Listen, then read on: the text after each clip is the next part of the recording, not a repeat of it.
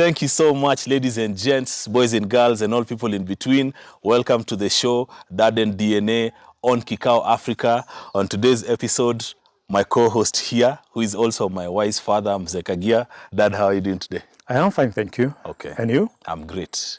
A pleasure to have you.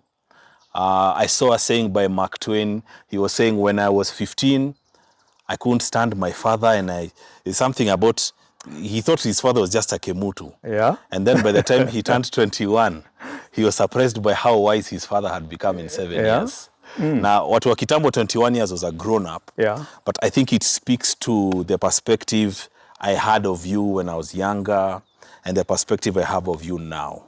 Yeah. Well, and I think that statement he made is quite correct because we have all gone through that. There are things today I look back and I see how wise my father was. But at that point in time when we were young, we just saw him as an authoritarian, a disciplinarian, someone to be feared. And even some of the things he was saying we did not make sense to us. Yeah. But today I look back and I see the wisdom behind it. So I think it's, as we grow older, our perspective changes. As we also now grow older and we start seeing things in a different, there is the foolishness of, yes, as a youth, you think up like a youth. Yeah. Isn't you? Paul said when he was young, he thought Like a young person. like a young person. Yes. So I think it's a very, very normal observation. Okay. And I have also found it to be true. I have had us, and I'm quite young in the family, I've had even the older ones look back and at least see there was wisdom in what he was doing. But for that time, of course, we were not impressed. Just a disciplinarian And I have who had to be avoided at all times. Yeah. Of course, I met him when he was older, but he was I still recall he was very brilliant. He was an infomaniac. Yeah. He loved to know about the goings on in society, in the world. But those are different times. Yeah, those are different times. And in those days, fathers ruled with an iron rod. But now we are in 2024. And our topic of today on Dad and DNA is how emancipation led to emasculation. How emancipation led to emasculation. Because, and you can correct me, between the two of us, you're the wise one. It appears that the more society has achieved a sense of balance, a sense of gender balance in terms of creating opportunities, it seems men's place has kind of shrunk. So I don't know if that's a correlation that I'm creating in my head or whether this is a true observation. What are your thoughts on the father you grew up with, Maiguka, and his times, and the times we are in now, where the place of the man is concerned? Yeah. Yes, what you're saying is true, it can be seen, but perhaps to understand it, we need to look at the journey, fatherhood, the journey we have walked in as far as fatherhood and family is concerned. And like you have rightly pointed out, our fathers' days were different. We as we were growing up, our fathers were authoritarian. Like now my father was a disciplinarian, an authoritarian. We had no say. Yeah, our mothers had no say. It was for him calling the shots. And during those early days, of course, man had the absolute authority. Yeah, he owned all the resources.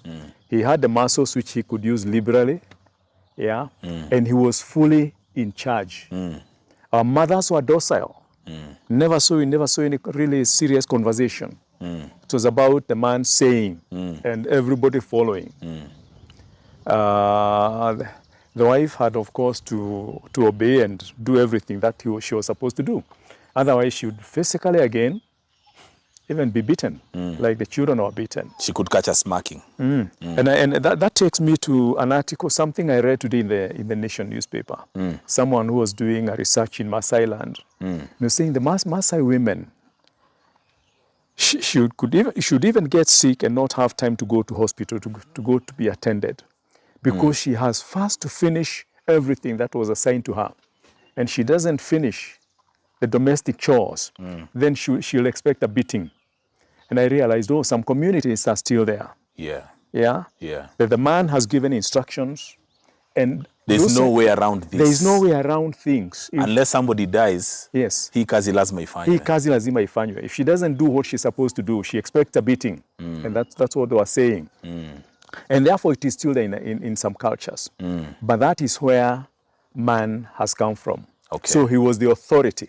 He was the unquestioned authority. Unquestionable authority. And patriarchal, completely patriarchal. The man had the say. Okay. And because I know you want to now come to where we are now, yes, allow me to interject with a question before we get there. In hindsight, was it a good system or a bad system?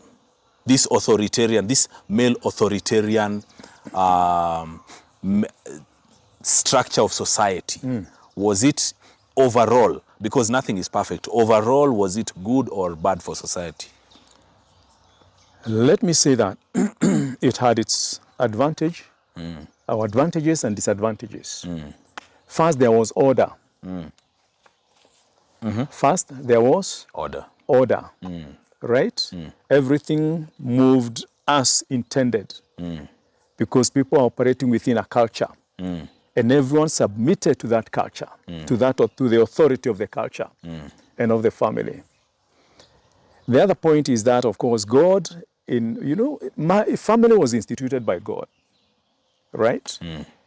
And you look through the Bible, and man had been given that position as the head, because every institution must have a head.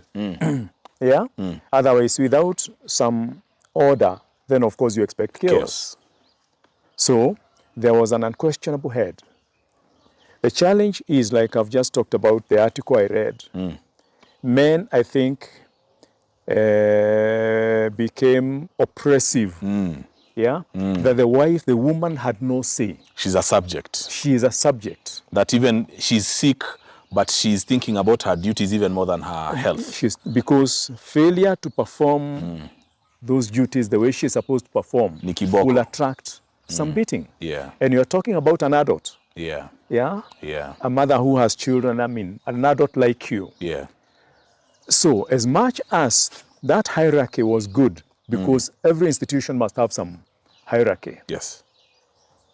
But I think throughout it was abused. Because we saw, of course, our father sometimes would beat our mothers.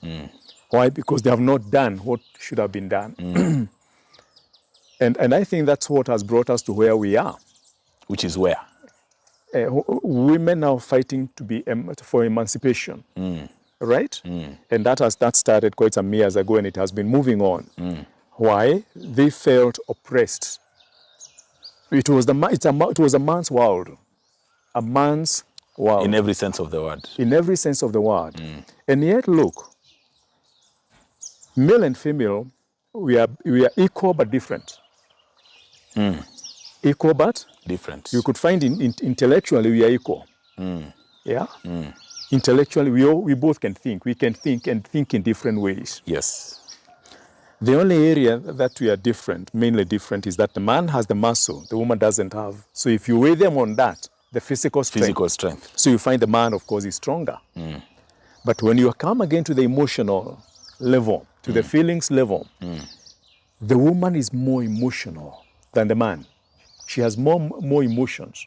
Meaning, yeah? More emotions, more expressive. She can express her emotions better than we can. Okay. I think that's a better way of putting it. Okay. More emotional or more expressive. More expressive emotionally than man is. Right. I think, thank you for that correction. Right. Yeah? Emotionally expressive than the man. Therefore, if you weigh them on a scale, this one is higher here, this one is lower here, this one is... At the bottom there, I think we would be equal, but different. Equal but different. Different because we are different. We are created differently in different ways for different purpose. I mean, so that we can each serve our purpose. Okay. And therefore, that's where we come from, where the woman was really became a subject. No say, nothing. She had just to follow instruction. Yes. Now, even schooling earlier on, it was a preserve of the men, of the boy child, in those early days. Oh, tell us about that. When schooling now started, you know, mainly it was the boy child first to learn. Because the girl would be married off. Ah, so there was no point. There was no point. Anenda kuwa. The girl is a source of wealth because she'll be married off and you get cows. Yeah? So if you had many girls you knew, you would have many cows. Yeah. Because she'll be married off. Yeah. And you had in some communities, they are married off even when they are very young. Yes. Because the man wants the cows. Yes. And she could be married off even to a very old man. Yeah. Because all he's wealthy. that matters is that the father gets what he's looking for. So that's where we've come from. Now, quickly forward, we come to our time. And a little earlier. And you find... Let me... Goldie, move. I'm afraid so that it doesn't pick anything. It will make the show interesting. Yeah. Sorry, where were we? Before I got lost? About the change in the times. Yeah. And now we have transitioned from this old system. So we have moved from that. Yeah. Now, by the time we came into the scene, our wives had gone to school like we had. Yes. Yeah? They had started earning, just like we were earning. Yeah? And they had seen the oppression of their mothers. And their mothers, meanwhile, were telling them, good, learn, so that you would not be like me. Because they were feeling, of course, trapped in this situation, and they had no say. Because men controlled all the family's money? Men controlled everything. So even if the woman has had it or is being mistreated, she does not have an out? She has there is nothing she can do. She can't even go back to her place. Of course, it's something that will be discussed. Yeah. Why? Yeah. And of course, she'd be taken back to her husband. Yeah. So they had no way out. Yeah? Goldie, stop. They had no way out. Do you leash it? No. To So they had no way out. Yeah. So their daughters are watching. Yeah. Right? Yeah. And soon enough, you start hearing of this movement. Yeah? Feminist movement. Seeking to be liberated. Yeah? Seeking freedom. Seeking to be equal. And look, go back to the US. I think women started voting very late. Was it around middle of the 60s? 66, somewhere 61 or something. Yes. So they were not considered before that, Yeah. you know, as having a voice. Yeah. And what you're saying then is that their daughters were watching, and they saw the oppression. And education has come. And they have realized they even do better sometimes in school than their fellow men. They can focus on books. They can focus better than and do better. Yes. Employment came. Yes. They find even in workplace, Yeah. they are doing well. Yes. So that's why it all started. The women now wanted, of course, to have to be given their space. And the feminist movement, of course, came in. Yeah. Emancipation. Why? From this man who... Stop. From this man? who had become so oppressive. Yeah. Yeah? Yeah. Who had become very, very oppressive. Yes. And generally, that's the birth of that movement. Okay. So the girls, their daughters are saying, even as they moved into marriage, yeah, they are kind of very, very alert. Any sign that things are not working the way you expect, they are ready to step out. They are ready to step out. I cannot be oppressed like my mother was oppressed. Sindio? Yes. We are looking at the Genesis. Yes. And therefore come to our time. Yeah? Thank you, Credo. Handle him. Come to our time. And we are finding this liberated woman, this woman who is empowered now. She's working. She is contributing to the household income. She wants to have a say. Of course. Of course. Of course. Absolutely natural. But I want to again interject. Yes. Because I feel like you're talking about the feminist movement like it was just a very organic thing that took place by itself. But there's a lot of evidence that that the movement of emancipation of women was weaponized for several purposes. To increase the tax base and to increase sales of products. Like when they started selling cigarettes, when they decided that they wanted the other 50% of the market to smoke cigarettes in the US, this is in the 30s, they decided, of course, to go after women. And before that, of course, women did not participate in those kind of things. It was taboo, smoking cigarettes. It was considered only for certain kind of ladies. So they come up with these brilliant marketing campaigns and say, you know, be free, be emancipated, why should you not smoke? And then they christened cigarettes a torch of freedom, light your torch of freedom. And they paid some very prominent feminists to smoke cigarettes in public. I've brought that story to kind of like segue into the fact that the move towards emancipation of women was not only, it did not sprout only as a result of the oppression. It was also weaponized by other forces, which is why I feel along the way it became something completely, yeah, but I hear you. Yeah. And that could be very, very, very true. But you see, a small fire was ignited, but it found a ready audience. a ready audience. Yes. Yeah. People who have Yes, seen it's oppression. true. Yeah. We have seen our moms going through it. Yes. And there is no chance I'm going through it. Exactly. Kwa hivyo nisome na nikuwe na pesa yangu. Exactly. Na ukileta jokes, I'm out. Yeah. So it found that ready acceptance, and it was embraced largely because of the background. Yes. Yeah. Yes. Because many felt victimized. They witnessed the suffering of their mothers. They witnessed the suffering of their mothers. Yes. And they are not ready to go through it. They are educated. They are working. They are earning like you. So why not enjoy the freedoms that men have? Yeah. So it may have been taken out of proportion, right? You see, oppression has its own fruit. If you oppress someone for so long, the moment they get up, then you're in trouble. Yeah. Because they want to show that they are now up. You cannot do what you used to do. I'm a different person. It's payback. Yeah, payback. Yeah? And that's where we are. But again, during our time, it was slightly different. Our challenge was how to accommodate this now demanding woman. Who when you were growing up, she did not have a voice. Our mothers had no voice. They were docile. Yeah, they followed whatever the man said. But now you have one in your house and she has a voice. Now you have one in your house and she's making her own demands. She wants to be part of it all, Yes. the conversation. Yes. Of what you're doing. Yes. Yeah, wants to have a say. And here is the man, me, who has no idea. I've never seen it. It's something I've been thrust into. Yeah. And I told you about a survey that was done sometimes, was it 97 or thereabout, you know. And therefore, because we could not handle this modern woman, first, they have a lot of freedom. A woman can process so many words in a minute.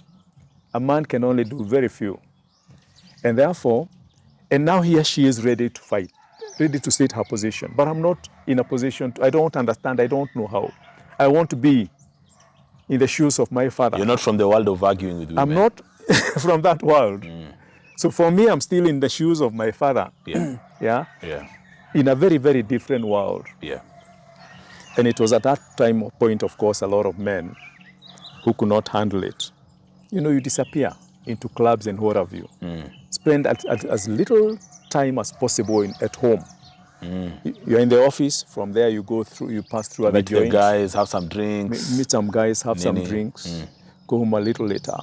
So in that interview, many men were saying, yes, they were there because at home, the wife is nagging. Yeah, always reminding you of what you have not done. But outside there with the buddies, they were finding more peace. And of course, they would go home late. So we were not, there was no training anywhere. So we did not know exactly how to engage these new friends of ours. Yeah. Because we had not seen it. Yeah. And men are not as conversational as the women. And at that point, of course, many marriages started dying because this woman has come with a lot of expectation. Now here I am. We are partner, we are equal. I mean, yeah. Mimi pia ni wa kusema. Mimi pia ni wa kusema. Yeah. But the man wants to operate like his father in a different world. Which is what he knows. Which is all he knew. This is Yeah. all he knows. Yeah. Yeah. And therefore, this far we have come. But of course, our children will tell you, and we have heard many say that most of the homes they come from, the relationship they have seen, you know, are not really vibrant. Yeah, because of course the women now, having come with a lot of expectations, and finding a man who has no idea, yeah, labels her nagging, and instead of discussing issues are swept under the carpet. Of course, what happens in that situation? When you start issues under creating the a wall. carpet, yeah.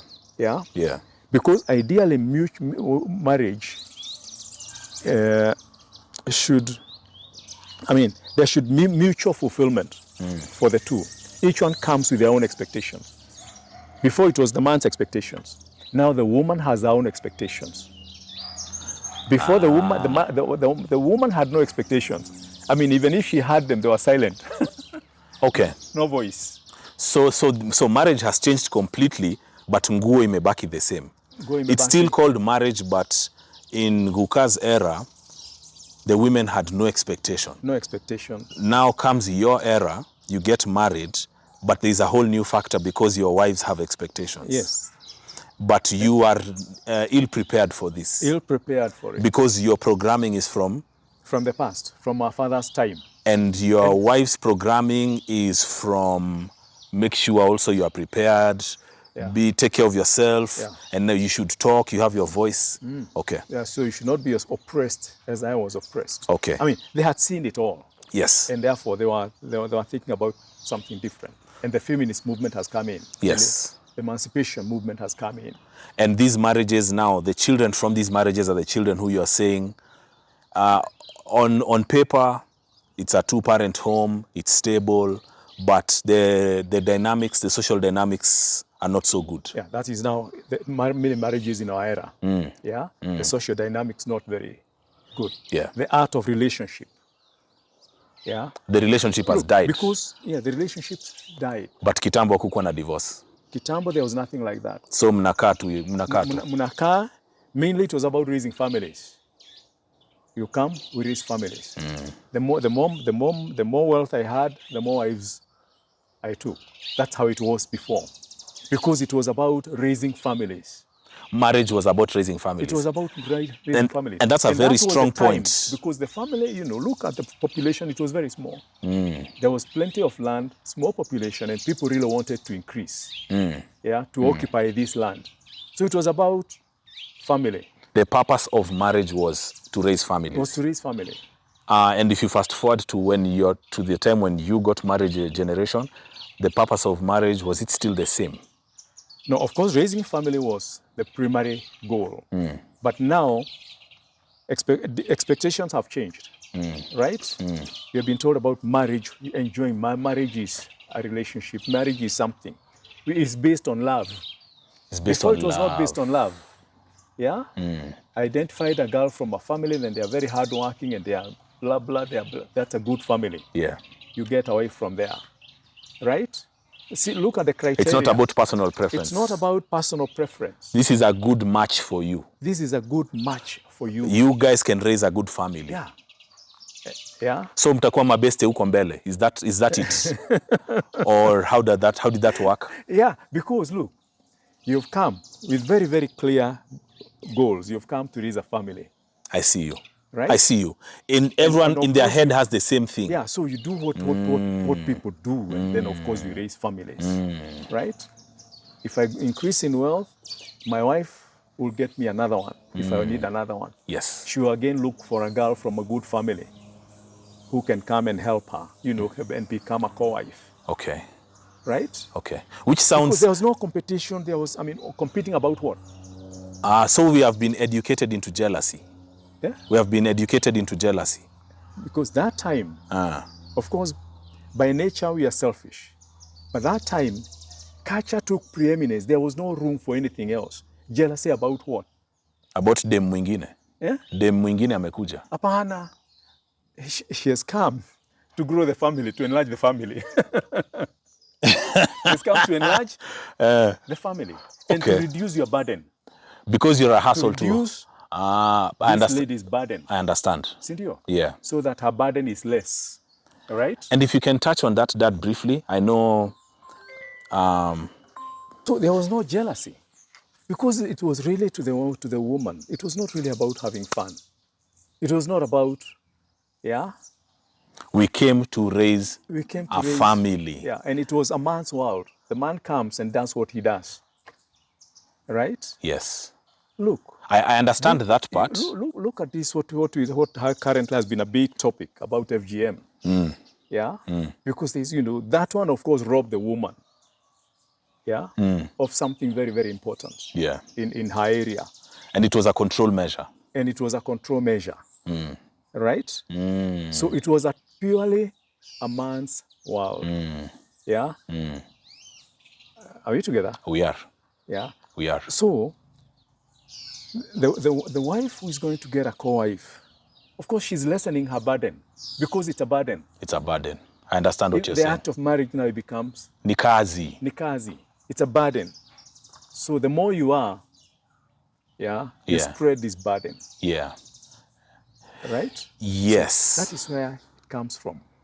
And may I ask, from your opinion, how society evolved to that point? Is there a rationale behind why the world was that way? Is there a rationale behind how the world was that? Behind why the world was that way, seemingly unfair? Was society functional with all this unfairness and one-sided kind of... You see, society is very, very dynamic. Looking at where we come from Stone Age, right? Yes. All the way. People have done what they know, right? And the only thing that guided people is the culture. And like you say, the primary thing was for us to grow our community, for us to raise families. Yes. Right? Of course, there was a lot of, there were inter-tribal fights and what have you. So it's us and the community. It was a more savage world. Yeah. But is there, then why is it across the world you'll find the same kind of setup? Pre-Western colonization, I would say. Of the man is everything, women are of a lower class kind of. How did it come to be that this is a homogeneous practice? I think deep down, God had positioned man as the head, right? So that is not in dispute. And I think deep down, that was accepted. Somehow people, right from the days of old, man is the head of this institution. But saa ingine anafinya sana. Yeah? But saa ingine anafinya sana. Lakini, of course, power, we say even in politics, power corrupts and absolute power corrupts absolutely. It became about himself. About? Himself. Okay. And because it's about me, everybody else toes the line. Yeah. My wife toe the line, the children toe the line, everybody, toes the line. Yes. And in the process, of course, oppression comes in. When no other opinion is allowed, and there are still people who believe once I'm the head, everyone toes the line. And I think that's what informed that. Okay. That we were positioned there to be the head, but of course, we abused our power. Okay. And those days, let's not call it abuse. You see, many times human beings feel threatened by any other script. Somebody wants to see something different from what I believe. Yes.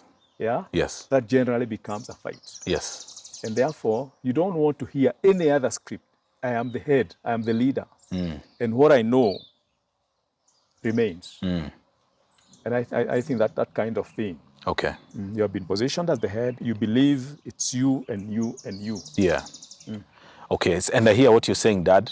This is discourse.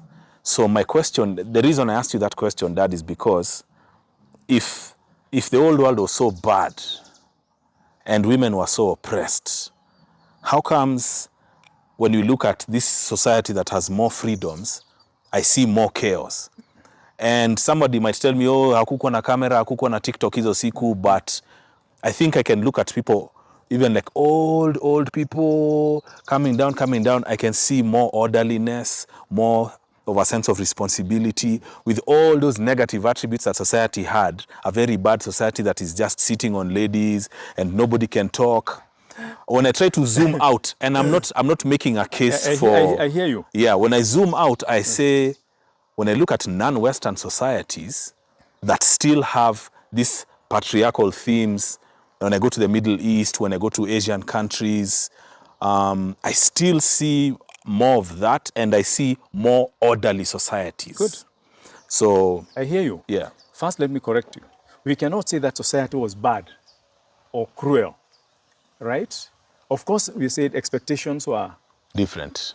Look at this traditional society. What expectations were there? Yeah, your wives, each person, they have their piece of land so that they can work on it and feed their children. The other one feed their children. Hii ndio sheria yetu. Hii ndio sheria yetu. We all live by this. We all live by this. Yeah.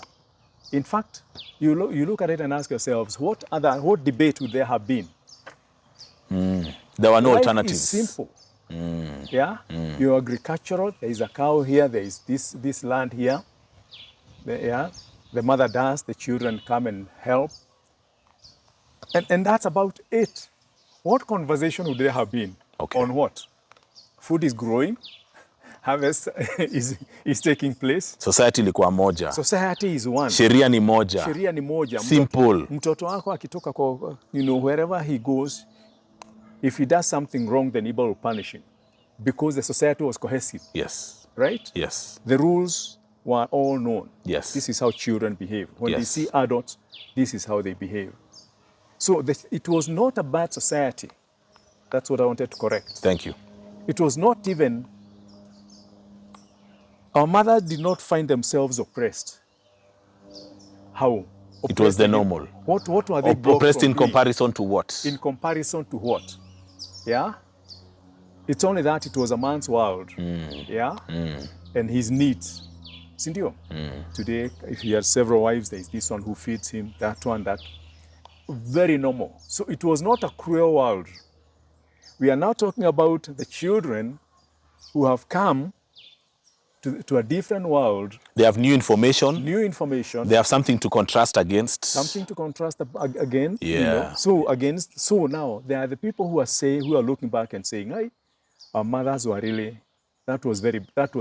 That was very mean." Like the way the Amish now, maybe they don't use technology, the Amish communities, and you would think, oh, they're so backward. But to them, their way of life is all they know. Their way of life is all they know. Yeah. And they accept it. Yeah. And there is no stress. Our mothers did not have any stress. Really? Because there was nothing that worried them. What was happening is the normal. Hii ndio maisha. Hii ndio maisha. I get you. You know, stress is because you feel there is something that is not working the way you expected, right? Stress. And therefore you get stressed. Yeah, some people say it's stress depression. They say all these things are a byproduct of luxury and convenience. Okay, yes. So there is some expectation. There is some expectation, I beg your pardon. But it's not being met. And therefore there is an element of frustration. Because I know of another. Because I know and I hear there, what is happening, me, I'm not experiencing it. Right. I expect it to be like this. Right. But now look. Right. That gives you stress, right? But for them, there was no stress. It was a normal world. Yes. Even when mothers were beaten, it was just a slap. She would scream a little, go there, then come back. Matters are settled. Imeisha. Whatever the issue was. See wrestling, see Mike Tyson. No. Okay. It was just a man asserting his authority. Okay. Nyamaza. Okay. You know? Yeah. So it was not stressful. Yeah. Right? So like you're saying, there is order because order is a must. In those societies that still maintain some order, patriarchal, what have you, you'll find order because a society without order is chaos. Yes. Agreed? Absolutely. So there we agree. So fast forward then, you are coming to the present day or something. Yes. I don't know what you wanted us to.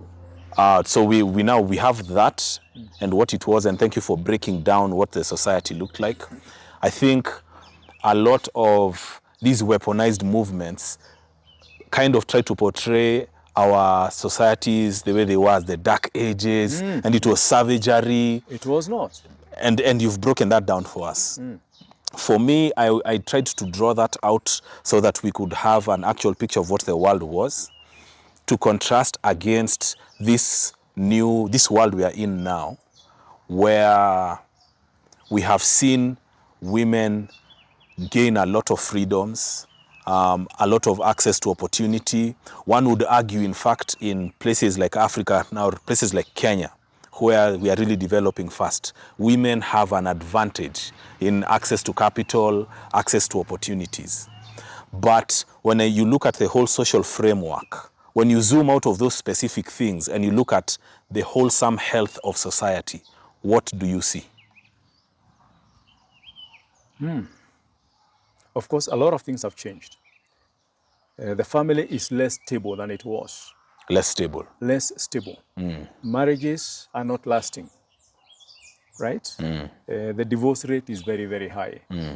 And look, let's first agree that family is the most important unit in a society. To me, yes. Yeah, family is the most important. I believe so. Because everyone is raised in some form of a family or another. And when that institution fails, the wounds inflicted are passed on to the society. Yeah? Because we are all where we come from somewhere. We are different right from birth. Yeah? We have different temperament because you have come to fit in different places in the world. Right? Then we are nurtured in a certain way. So in the old days, you're saying everyone was nurtured in a given community. Everyone was nurtured the same way. Expectations were the same. Yes. Disciplined in the same way. Yes. They learned how to play their future roles. Yeah? Yes. In the same and in that same way. Yes. So they were ready to take their place in their society. Yes. But now individualism has grown. Individualism now has grown. Yeah, where society values are now the small part. Society rights and values are the small part. Individual rights are the big part, and freedoms. Yeah. So, and therein now comes in chaos, right? And people having unrealistic expectations or not knowing how to meet these expectations. And unless now I think we go back to the foundation, because you'll really have to ask ourselves, what was God's intention? Because once we're out of that, then we don't know. It's about me and you and what you think. Yeah? Yes. But looking at it right from the word go, and me now as a believer, I see what the Old Testament says, that fathers had a role. The father was the head of that family institution. Yeah? Of course, he's commanded to love his wife as he loves himself. He's commanded to train his children, yeah, in the ways of the Lord, and of course to train them generally, and to instill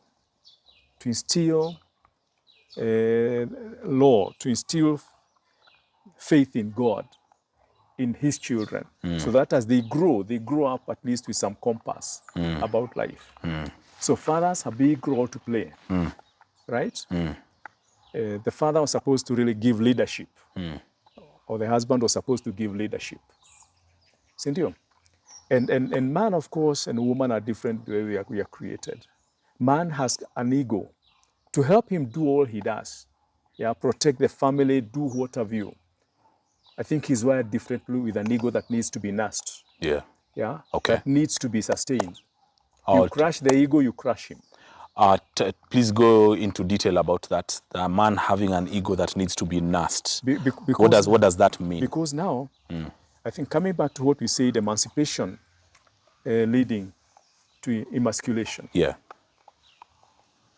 We were saying our confusion as we came into the scene was because all we knew was how we had seen our fathers. Right? But now it's like we are feeling, it's like we're getting emasculated. I'm not the absolute figure here. I'm not the top dog here. I'm not the top dog here. And that's my natural position. And here my position is being challenged. And that is the natural My natural predisposition, I am like this. Yes, I'm supposed to be the boss by default. I'm supposed to be the boss by default as the head of this institution. But now I have someone who is challenging me, and I don't know how to handle this challenge. I have not embraced the fact that being the head doesn't mean I'm the absolute authority. I need to bring in their views. This person also has their part. This person also has their input. So ni kama tunatoka communism tunaenda kwa democracy. Hiyo. It's like I come from communism. The world has changed. The world has changed. You figure out what leadership looks like in this new world. Yes. Is that what you're saying? Yes, in this new world. We say the old world was very simple, straightforward. Now we have come to the money economy. Yeah? And so each person is bringing in. And you need some common goals. What do you want to do? We are talking about investment. You're talking about where do we settle? You're talking about so many things that had no place in the old generation. It was straightforward. You grow, you are shown a place, you build your home, you have a wife, and simple. Now, a challenging situation has come. And the wife, because you brought her in, of course, she's under you. Sindio? This is her piece of land. You know, it was very, very simple. But now we have come to a very complicated situation. We are talking about money as the main thing, not land now. And we are both bringing in money. And we have to discuss how do we take care of the family? How do we invest? How do we do what have you? Yeah. Yeah? And we have come to discover now, this woman sometimes you married could be brighter than you in some areas, could be more gifted in making money than you. All right? There are some who are more gifted in making money than the man. Yes. Now and that comes with something. And now that comes with something. It makes you feel a certain way. Yeah, because now here the man feels now wondered. So what am I? Who am I now? Yeah. My father's role was like this. Yeah. And alikuwa controller. They alikuwa controller. Now this woman is earning more money than me. I'm not the controller. So what am I? What gives me that feeling that I'm in charge, that I'm the man in this situation? And that is how we arrive at emasculation. And that is how we arrive at that. So now the man starts anajishika. Because hana position. It's no longer now you determining what should happen. No Didi, hana position. Yeah, hana position, no Didi. So you have, so you're a man, but from you don't feel like a man. You don't feel like a man. What gives you that courage, that strength, that confidence that you are the man here? Yeah, because you need to feel that. Men need to feel like men. You need to feel like a man. Yes. You need to feel your place. This is what you're saying about the confidence, even in whatever you are doing. This is what you're saying about the ego needing to be nurtured. Is that what you mean by? That's what I mean. Okay. So I think when God talked about man loving this lady, your wife, yeah, as you love yourself, of course for him he knew the big picture. As you love yourself. And then this wife submits to this loving man. To this loving man. Right? Because enjoying and experiencing that love, first and foremost is that we all are at our best when we feel loved. And I think it's because God is love. And He's created us with that hunger to be loved. Yes. Every child, and you have children, longs to be loved. Of course. More than anything. And than anything else. More than anything. It's not what you give them. First and foremost, do I feel loved? Do I feel that affection, acceptance, approval, affirmation? Yeah? That I'm special. We all need it. And we don't outgrow it, even as adults. That's true. We all need to feel loved. And accepted. To be told we are loved and to feel loved. And we are at our best. Even performance, you perform at your best when you feel love. You have a sense of significance, a sense of importance. Yes. So, and it's no wonder now, that was entrusted to this head called a man. Yeah? He is the one who is really to lead in that area of loving. Loving his wife, loving his family, then he is able to train them and to discipline them and show them the way forward. So what are you talking about when you say love? Are you talking about affection? Are you talking about, because sometimes as men, love is tumelala. The bills are paid.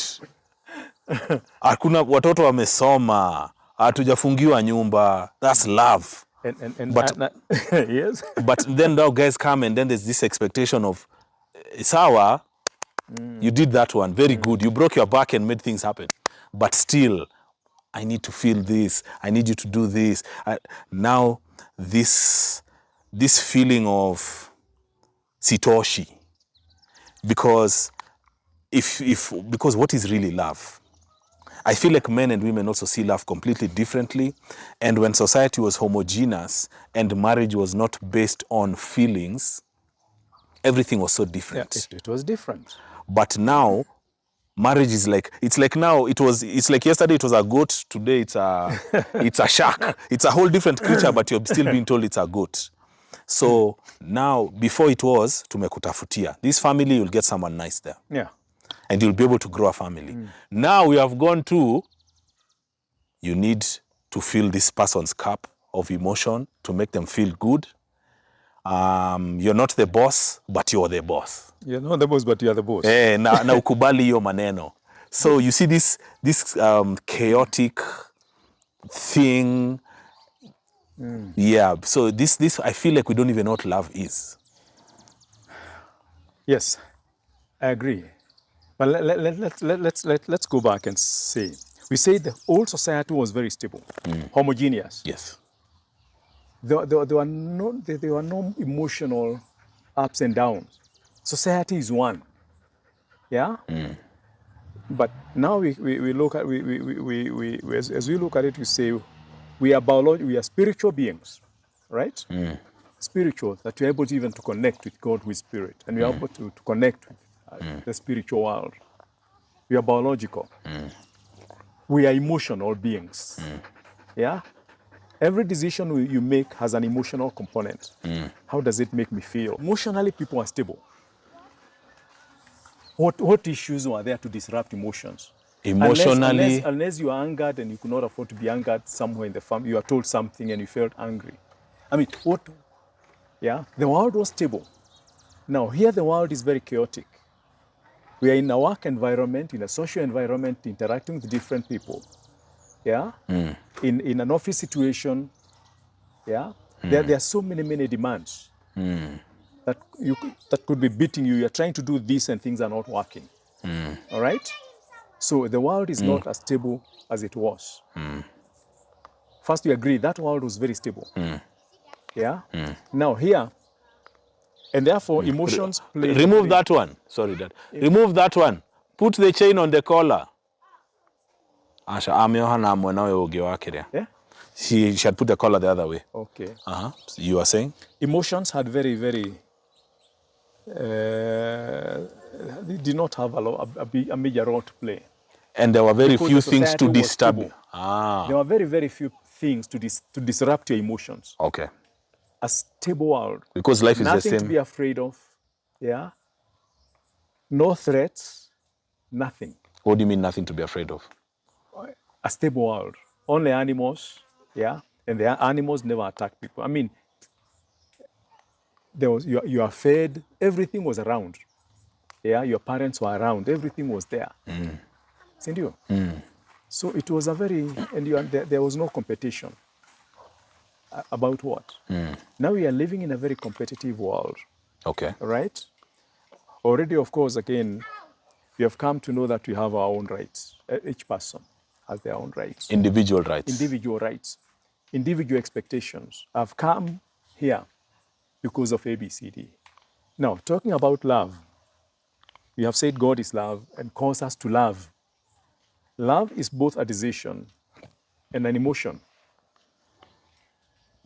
Look, how do we get attracted to our spouses in the first place? Yeah? There's something you like in this person. There's something that attracts you in this person. right?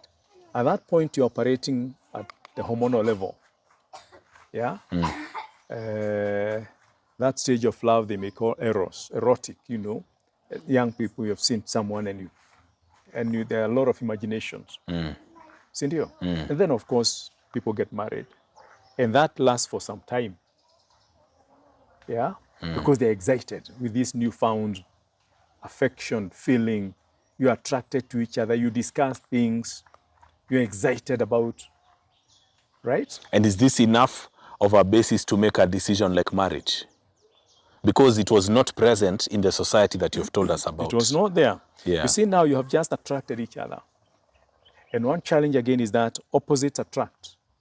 We tend to be attracted by what we don't have, which we are seeing in that person.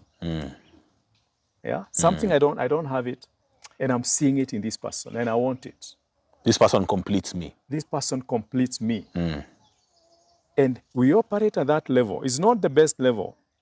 Yeah, it's no wonder they say love is blind, because they say at that point, when that hormonal love, you are operating at the hormones level, the feelings level, right? The love hormone suppresses that part of the brain that does the analysis. Yeah? Your rationale is suppressed. Rationale is suppressed.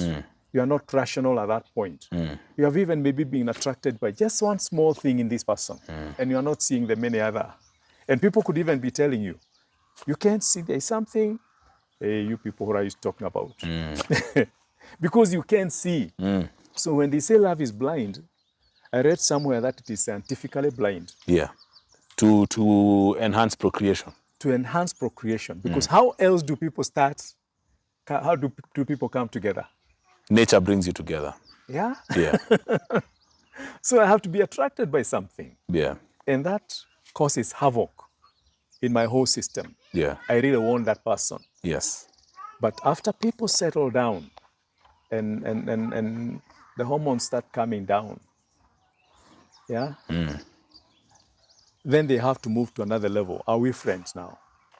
If they don't become friends as that phase comes down, and friendship, of course, we know comes through interaction. You spend a lot of time together, you interact, you know each other.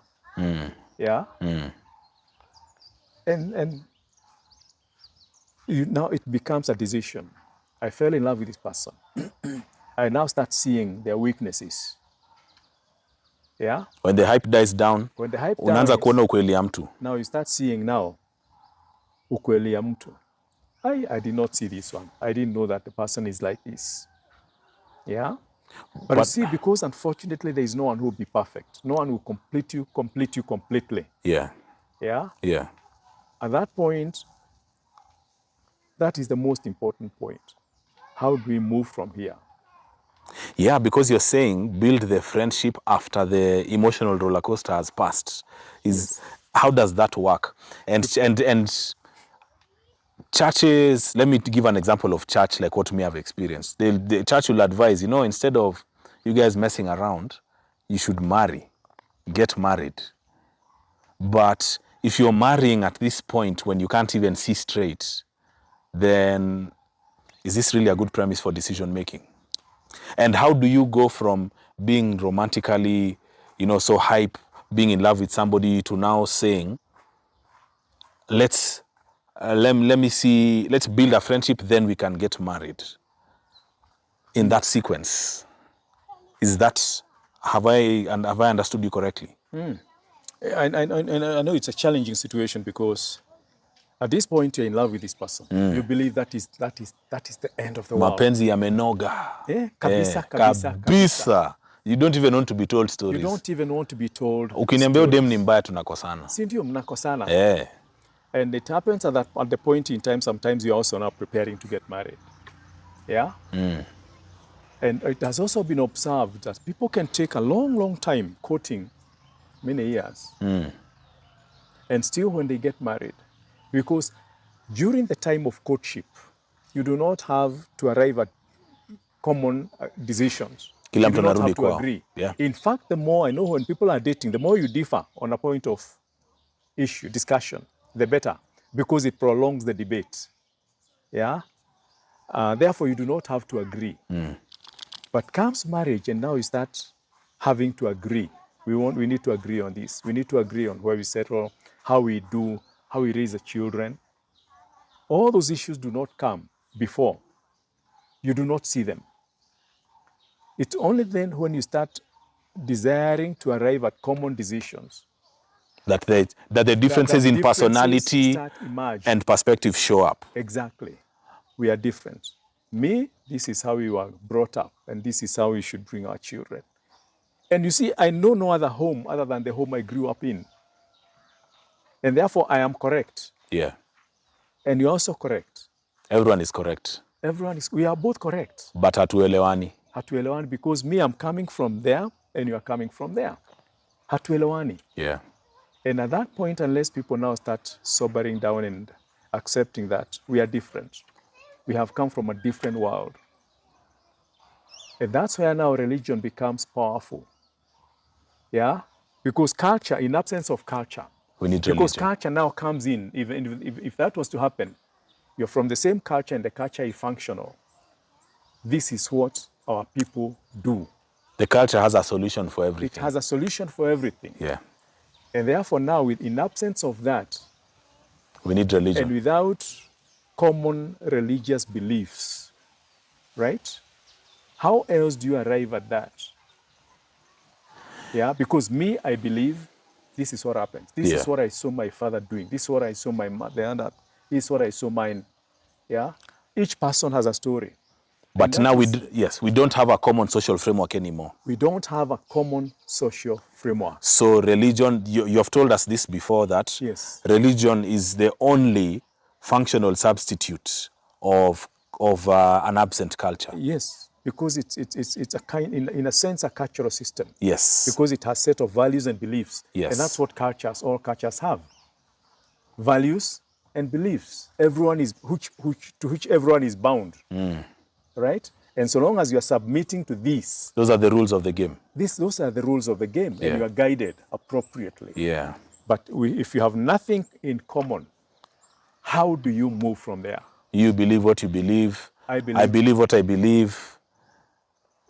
Yeah. That becomes very, very difficult. And that is where we are in marriage. That's what the Bible calls unequally yoked. Unequally yoked. Which I would say is a large percentage of relationships. At this point. At this point. Yeah. Because you say people are no longer, we are in a place, you said we're in a place where people do not believe in relationships, or we said that the social climate is anti-marriage, anti-relationships.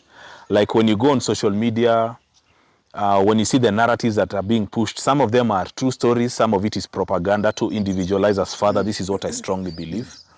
That there are people who are waking up day and night thinking, how do we divide these people more and more? That's what I believe. That's why I used to work with a YouTuber who his main thing was being, the manosphere and all that. But when I zoomed out, I realized all these beefs, men versus women, sijui gay, sijui what, all of these, the end of it is further individualization of society. So I try to step away from the argument at that level. But if we are not on the same page from the very beginning, this relationship haina mahali ya kuenda. Haina mahali, unless people find a common ground, it is very, very difficult, and understandably so. Right? So now here we are. If we backtrack kidogo. So now these are people with different opinions. Different backgrounds. Before it was the man saying, this is what happens. Now the individual is the mother supreme. doing the training. Yes. Now the individual is supreme. Yes. And there is no guiding belief system. So how do these people get together? And coming back first to the question of love. Yeah. And we said first, love, it starts at the emotional level. Right? It starts at the emotional level. Feelings level. Attraction. Attraction, which should lead to friendship. And because friendship can sustain a long-term relationship. Yes. Because friends, even if you hurt each other, you are still able to come together and say sorry. Yeah. and say, you hurt me here, you did, what have you. And friends, of course, friendship, there is no friendship where people do not engage. Of course. Yeah? Of course. You people engage. Only in a master-slave relationship is there one voice. Yes. Yeah. So now in this world, in keeping in line with our topic, and so that our video doesn't cross too far past 1 hour, so that we go to a part 2. So let's go back to love, as you have said, and also kind of put in one container those two worlds we are from, and throw us a lifeboat in the world of 2024, how to deal with these things. Yeah. Good. So, we have seen where we come from, we have seen where we are. Yes. Where we are in a world where men are what? First, we have said men. What are men? Man is in some kind of limbo. Okay. Yeah? Wondering, Limbo. who am I? Yes, who am I? Who am I and what am I? If I'm not the provider, if I'm not the head here, if I'm not the one who says what should happen. Mimi ni nani? Mimi ni nani? Yeah, we'll go to, in this part 2, we'll talk about the anti-relationship climate of social media. We'll go there, but still here in this one video, let's talk about where you are now. Man, by physique, we are all men, but we don't feel like men. With men not feeling like men. Men not because feeling like men. Not. The ego. Their role, the historical role, we call it historical. Yes. Has been taken away. The things that filled my kikombe yangu ya ego. Yeah. Mimi ndio mwenye mali. Mimi ndio kusema. Mkinisumbua pia na wanyorosha. Those things don't exist anymore. Yeah. He cannot use his muscles now. You can't beat people. He does not own all the resources. He's not in control of the resources. Yes. So where does he stand? Where does he root himself into manhood? And unless now people really grow. Look, somewhere in Proverbs, I think Proverbs 24, says, by wisdom, a home is built. By understanding, it is established.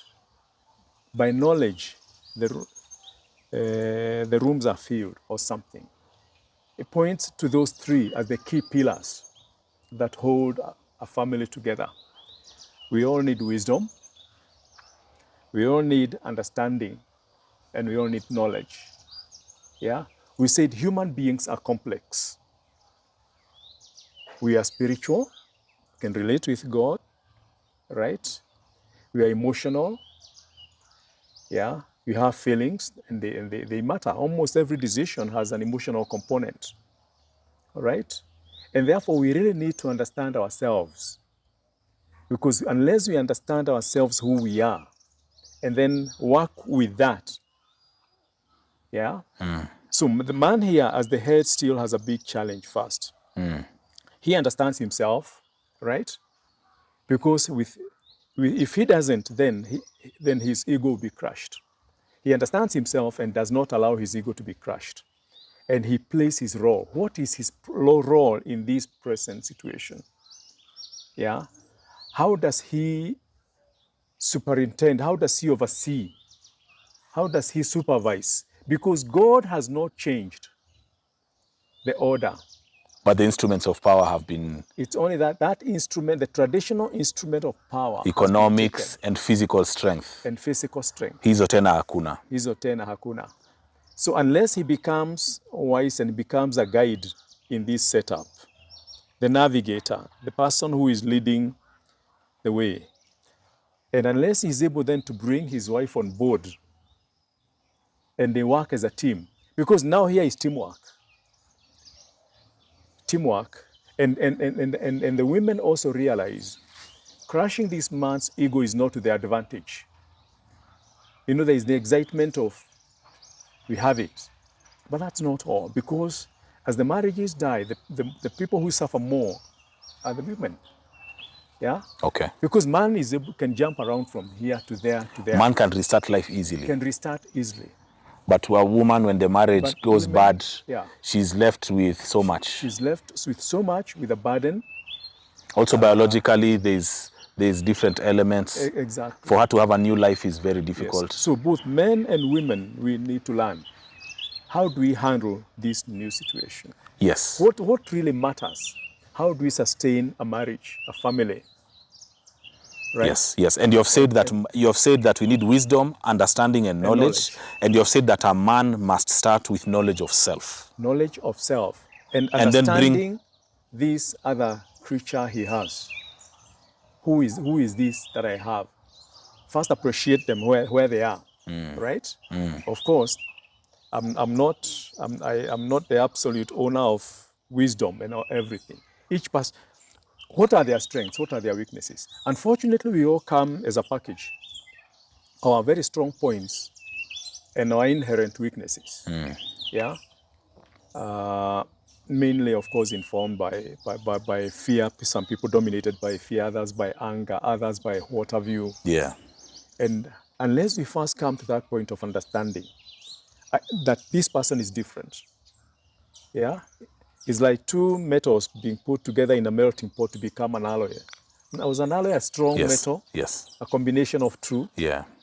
Now, when you bring these two people together, bring into two emotional realities. I think someone said it's like two musical instruments. Making them harmonize. Making them harmonize. Ni kazi yangu. Ni kazi yako. But sasa, dad, na nikuulize swali. Umewahi sota? Ushawahi sota? Yes. Umewahi kosa pesa? Oh, yes. Was your voice very big when you were broke? No. You know how it is to have a big voice when you're broke? Very difficult. And now you've given an example of ladies being the more, hao ndio wako na pesa. Unless now you win them because of your love. I am the gentleman here and I love you. And I Please tell us how that works. Because outside of this pimping, I don't know how this works. Like, how do you... There's a lot of learning that we need to... First is appreciating we are different. Yeah? We are different. But it's workable. But it's workable. It's workable because, and especially if we submit, if both submit to the authority of the word of God. Okay. That me, as the husband, I have instructions to be the center of love in this family. Money or no money. Giving direction, giving guidance, and through love. That this woman, I'll win her by my love. And also the woman has a role to realize crushing this man's ego is not for my benefit. Oh, please, don't talk to me, talk to them. Talk to them. And the reason why I've brought that up, Dad, is because I find like it is almost fashionable now to make men feel small. And there's an old lady I saw, she's a judge on TV, she was saying her mother taught her, if you hit a man where he's weak, when he's weak, he will never forget. He will never forget. And chances are never forgive. So I think in the heat of the moment, or in this culture that we have talked about, this anti-relationship social media climate, there is a lot of bashing of the ego, you know, of making people feel small. Hauna pesa we nyamaza, you know, those basically a texture of conversation to demean. So there's a lot of misinformation out there. Please give the maybe ladies who want to be in relationships some information about handling the man's ego, as you've said. Yeah. Yes. Like you're saying, of course, it takes two to tangle, like they say. Yes. And it takes two to build a relationship, a healthy relationship. Okay. Yeah? Okay. But first we accept where we are coming from. We said we are equal but different. Equal but different. Yes. Yeah? Man has an ego that needs to be nursed. Yeah? And I think I've mentioned before about men sometimes being interviewed and sharing that going to the club and even buying a soda or something to a waiter makes that person makes them feel like a king. They want nothing else, but they have someone who appreciates them. And man's ego once you crush a man's ego, then you lose him. I'm now talking to the ladies. Yes. Yeah? Yes. Crushing a man's ego, because it's what gives them confidence. I'm a man, and I can play my role. The moment he goes out there feeling affirmed, feeling approved, feeling accepted, take over the world. He will take over the world. Yeah? But the moment his ego is crushed, by demeaning him, showing him like he is nothing, he is a loser, he will lose, and you lose him. You may not lose him physically, but you lose him in many, many ways, because he needs his ego to drive him to feel he is the king, he is able, he is competent. Yeah.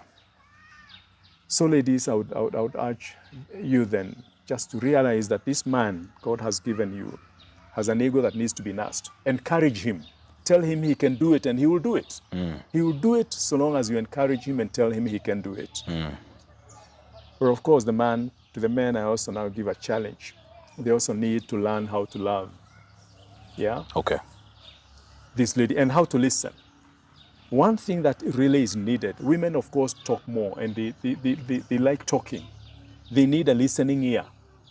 Yeah? The men need to learn to listen. To learn to listen. To learn to listen empathetically. What is it? Yeah? What is it that you want me to hear? Women feel very bad when the man has no interest in what they are saying. Because for them, for them that is... They want to express what they are feeling. So that is an act of love. That's an act of love. Listening to your woman is an act of love. They feel respected, they feel honored, they feel loved. You have time to listen to me. Yeah? Because for them, they express. For men, we bottle up our issues. For women, they want to bring them out. Yeah? So let her bring it out. Listen empathetically. Yeah? And help her understand herself, where she's coming from. So that is one thing that really men need to know. How to love. How to love. To learn how to love. To learn how to love and how to listen to this woman. And listening is loving. Listening is loving. They feel loved, they feel respected. That you care to hear what I'm saying. Yeah? Whether in tears or in laughter. Yes. At least you are there. Okay. And on the lady's side, you have said, don't crush a man's ego. Don't crush a man's ego. What are the things that women do that can crush a man's ego? Demean him, tell him he's incompetent, he's not doing enough. He's not like any other man, comparing him with other people who are doing, but he is not doing. Yeah? Give him time, sit down, listen to him. Where is he? Yeah? And what is he struggling with? When he comes, beaten maybe in the office by the boss. Yeah. When he's crushed and you crush him more, then you ruin him. Because we are people, we have feelings, though we have feelings, though we may not be very expressive. Yeah?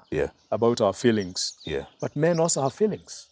So the ladies, to know that men have feelings, yeah? Do not crush their ego, do not compare them, do not show them how small they are. Encourage them, and they will take the world. Encourage them. Tell them they can do it. Tell them they can do it. Even when they fail somewhere here and there, tell them still you can make it, and they'll make it. Yeah? We all look for an applause. Someone to applaud us and tell us we can do it. Okay. Yeah? Yeah. Even the athletes in the field. Yeah? You need an audience. In the final lap. You need an audience. Just being applauded. You need an audience. Energizes. Yeah. So ladies, let's energize the men. Let's applaud them. Let's tell them they can do it. Even when they fail here and there, don't crush them. And they will go places. Yeah? Yeah. And for the men, let's learn to love. Let's learn to be there. Yeah? You know, when you got married, when you get married, you bring in your wife to your place. Yeah? She needs to feel secure. She needs to feel loved. Women bask in love, knowing, and even going out there knowing she's loved. Yeah? Her husband will do anything for her within his means. Among women, they feel great. Okay. Fantastic. Right? Right. So you have a lot of learning to do. We do. Remember those two pillars: wisdom, understanding, and knowledge. Wisdom, understanding each other. You said which Bible passage was that? Proverbs? Proverbs 24. Proverbs 20. Verse 2, 3 there. Okay. Proverbs 24, wisdom, understanding, and knowledge. You have said also that the set of circumstances has changed, but God has not changed his mandate for men to be leaders. So men need a new toolkit for the world of now. Yeah. I think it would be great if you could give us in another episode relationship toolkit, because we assume so many things are obvious, but as I keep telling my brother, Mujanjest, nothing is obvious. So maybe down the road, it would be so great if you give us a relationship toolkit. You have talked about men needing to invest in learning how to love their women, and listening is part of loving. You have talked about how women should stay away from emasculating their men, and they emasculate their men with words, with making their men feel hawatoshi, or comparing them to other men and those kind of things. And you have said we need to read from the same script. That in the absence of culture, religion serves as a pillar of culture, and if two people believe in the same thing, they have opportunity to have a healthy, fruitful relationship. Correct. Okay. Wow. Those are some big learning points. This has been Dad and DNA, how emancipation leads to emasculation. And we have talked about the marriage framework in the old world versus the marriage framework in the world of now. This has been an amazing episode. I am DNA. This is my father, Mzee Kagia. This has been a great episode. Dad, would you have anything to say to Kifunga? Just to encourage every listener that we can make it. Yeah? Okay. We just need to open ourselves to learning and to understanding ourselves first, and then understanding the other person. Without understanding that, it becomes chaotic. So let's open ourselves to learning. Let's open ourselves to the Word of God. Let's submit to the Word of God, and we'll be victorious. We will succeed in our relationships. Okay. Thank you. Dad and DNA, only on KIKAO Africa. Let's go.